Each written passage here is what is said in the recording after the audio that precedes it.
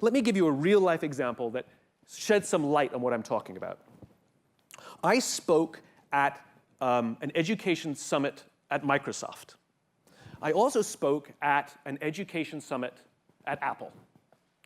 At the Microsoft Summit, the vast majority of the executives spent the vast majority of their presentations talking about how to beat Apple. At the Apple Summit, 100% of the executives spent 100% of their presentations talking about how to help teachers teach and how to help students learn. One was obsessed with where they were going. The other one was obsessed with their competition. Guess which one was in quagmire? At the end of my talk at Microsoft, they gave me a gift. They gave me the new Zune when it was a thing. This was Microsoft's response to the iPod. And this little piece of technology was absolutely incredible. It was beautifully designed. The user interface was intuitive and very simple to use. It was really brilliant, I have to say. So at the end of my Apple talk, I was sharing a taxi with a very senior Apple executive, employee number 54 to be exact. And I decided to stir the pot. I couldn't help myself. I turned to him and I said, you know, Microsoft gave me their new Zune, and it is so much better than your iPod Touch. To which he said, I have no doubt. And the conversation was over.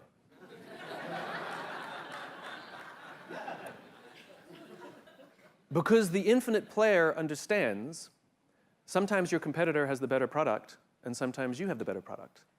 And sometimes you're ahead, and sometimes you're behind. But there's no such thing as best or first or beating your competition. There's only ahead and behind. And the reality of an infinite game is you're actually only competing against yourself. That the objective every single day is how do we become a better version of our own institution this year than we were last year? How do we improve the quality of our culture? How do we improve the quality of the way we provide the service that we claim to be providing? How do we improve ourselves? That is the main point of being an infinite game, because at the end of the day, we don't have the same metrics as everybody else, and we're not even necessarily playing to the same ends. So the question is, how do you play an infinite game? There are 5 pieces. It's a checklist, literally. You have to check them all off, and if you don't have them all checked off, you eventually slide back into the finite game. Here's what they are. I'll run through them quickly and then give you a little more depth on each of them. Number 1, you have to have a just cause. Number 2, you have to have courageous leadership. Number 3, you have to have trusting teams. Number 4, you have to have a worthy rival. And number 5, you have to have a flexible playbook. Okay, let's run through them really quickly. What is a just cause? So I'll ask you a very simple question. Why does your organization exist? We don't need you. Clearly there's plenty of competition. Clearly people have plenty of choices.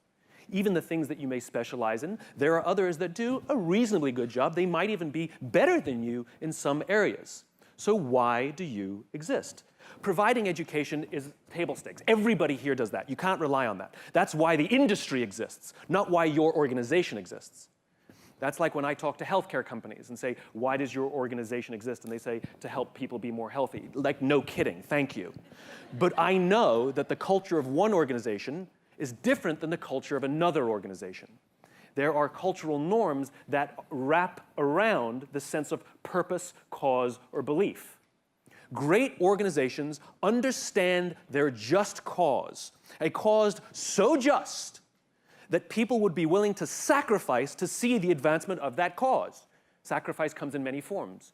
It might mean working longer hours, giving you my best ideas, turning down a better job that offers me more money to stay here because I believe in what you're doing, and I want to see that advanced.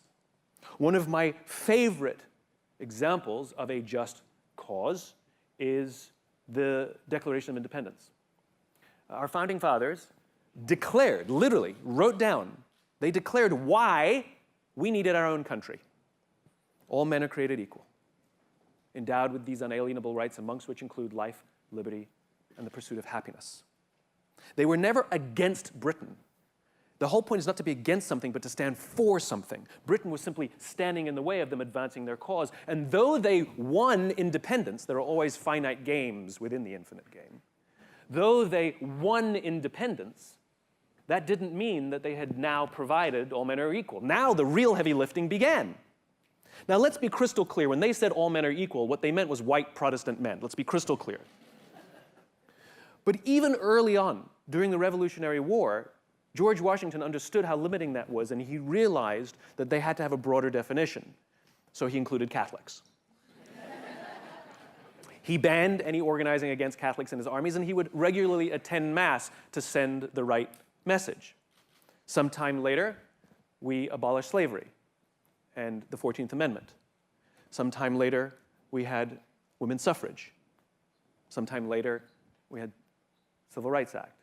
Sometime later, we implement gay rights. And you can see that we are striving to provide this thing called all men are equal, all people are equal. And though we will never actually get there, we will die trying. And the obstacles may always be different. And what a just cause is, it is a vision of the future that does not yet exist, and you will commit all of your energies to advance that vision of the world that you have.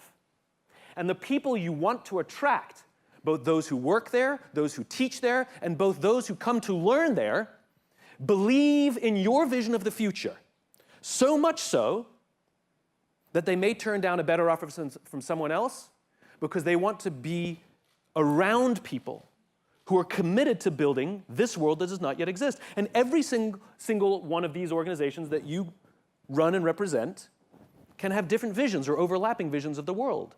But you must be clear what your just cause is, what you stand for. Otherwise, the only thing I have to judge you on is superficial things. It's like dating, right? It's like dating. If somebody tells me what they stand for, who they are, they're talking about their character. And those are the people we want to spend the rest of our lives with. If we do not have any sense of who they are, what they stand for, what their purpose, what their cause, what their beliefs are, what their values are, the only thing we have to judge them on is how much money they make and how good looking they are. And that's what we end up, unfortunately, in so many university systems. We are judging based on superficial things, right? And it hurts me when I even see universities advertise, because they talk about table stakes, getting an education, getting ahead. No kidding, thank you. Nobody goes to university to get behind. Like, I knew that without you, without your advertising. Or worse, you advertise what the starting salaries will be once you graduate.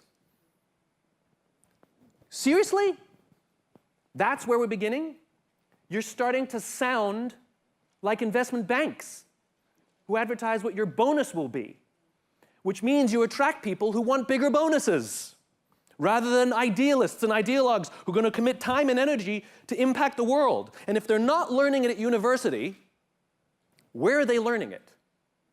Without a just cause, we start feeding people what they want rather than what they need. Ted Koppel talks about this in the news. He says, we used to give people the news they needed whether they wanted it or not.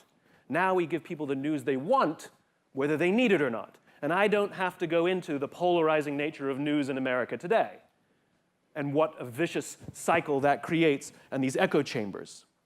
I would argue that universities are leaning towards that same direction. We're giving people the classes they want, whether they need them or not, and we're sometimes avoiding giving them the classwork they need, whether they want it or not. Real important things that will help advance your just cause, but more important, will help advance them as human beings. Because I can tell you in my work, the people who make choices based on salary alone end up unhappy, end up in broken marriages, and end up doing rather unethical things because they're so driven by the mighty dollar. Why aren't we teaching people? Let's put that in affirmative. You should teach.